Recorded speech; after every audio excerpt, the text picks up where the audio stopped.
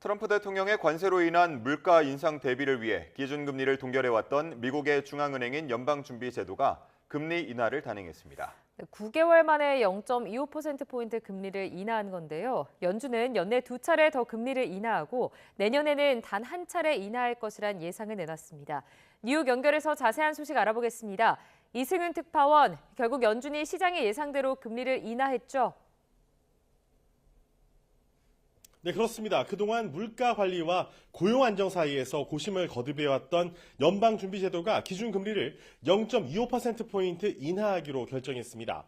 연준은 이틀 일정의 공개시장위원회 FOMC를 마친 뒤에 고용에 대한 하방 위험이 커졌다며 기준금리를 현행 4.25에서 4.5%에서 4에서 4.25%로 내린다고 밝혔습니다. 앞서 지난해 12월 0.25%포인트 금리를 내린 연준은 트럼프 대통령이 취임한 올해 1월 이후 관세로 인한 이 물가 인상에 대비하기 위해 5차례 연속 동결을 이어가다가 9개월 만에 금리 인하를 단행했습니다. 연준은 또 올해 2차례 더 기준금리를 인하하고 내년에는 단 한 차례만 인하할 것으로 예상한다고 밝혔습니다. 시장은 연내와 내년에 5차례 금리 추가 인하를 예상했던 만큼 뉴욕 증시 3대 지수는 등락이 엇갈리며 혼조세를 보였습니다. 파월 의장의 발언 직접 들어보시죠. In support of our goals and in light of the shift in the balance of risks, today the Federal Open Market Committee decided to lower our policy interest rate by a 0.25 percentage point.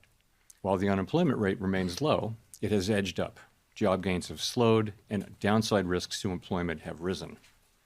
At the same time, inflation has risen recently and remains somewhat elevated. 네, 트럼프 대통령의 측근으로 꼽히는 연준 이사가 투표권을 행사했다고요?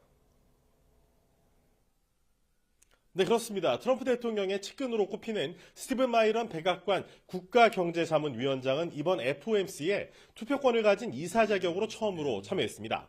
마이런 연준 이사는 금리가 훨씬 더 내려가야 한다는 트럼프 대통령의 요구에 맞춰 0.5%포인트 인하를 의미하는 B컷을 주장하며 0.25%포인트 인하 결정에 반대했습니다. 마이런은 바이든 행정부 시절에는 금리 인하에 반대했지만 트럼프 2기 들어서는 트럼프 대통령의 주장에 발맞춰 금리 인하를 주장해온 인물입니다. 트럼프 대통령이 친트럼프 성향의 마이런과 크리스토퍼 월러 이사, 미셸 보우먼 부의장을 통해서 연준을 장악해 연준의 정치적인 독립성을 침해할 것이란 우려가 제기되고 있습니다. 트럼프 대통령은 제롬 파월 연준 의장보다 자신이 더 똑똑하다며 연준 장악 의지를 전혀 숨기지 않고 있습니다. 직접 들어보시죠. You never know it too late, but we've done a lousy job. The rate should be much lower, much lower. It should be, but I think they should listen to smart people like me. I think I have a better instinct than him. If you look, all the economists got it wrong. 트럼프 대통령이 해임을 통보한 신중파 리사 쿡 연준 이사도 법원 판단에 따라 FOMC에서 투표권을 행사할 수 있게 됐는데 0.25%포인트 금리 인하에 반대하며 마이런과 대립각을 세웠습니다. 지금까지 뉴욕에서 YTN 이승윤입니다.